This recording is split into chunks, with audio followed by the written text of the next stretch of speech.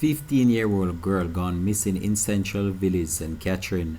Hi again and welcome. This is Links 007 TV News Report, and we'll be right back with the full details to come. Welcome to Links 007 TV News Report, providing you with the best in local and international news updates.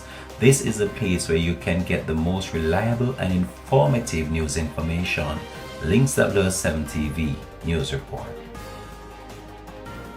Welcome back and thanks for joining us. This is Links 007 TV News Report.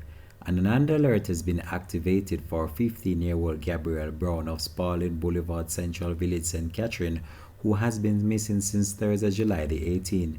She is of brown complexion and medium build.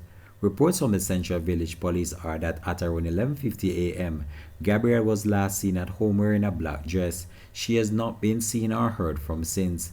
Anyone knowing the whereabouts of Gabrielle Brown is being asked to contact the Central Village Police Station at 876-984-2305, the Police 119 emergency number, or the nearest police station.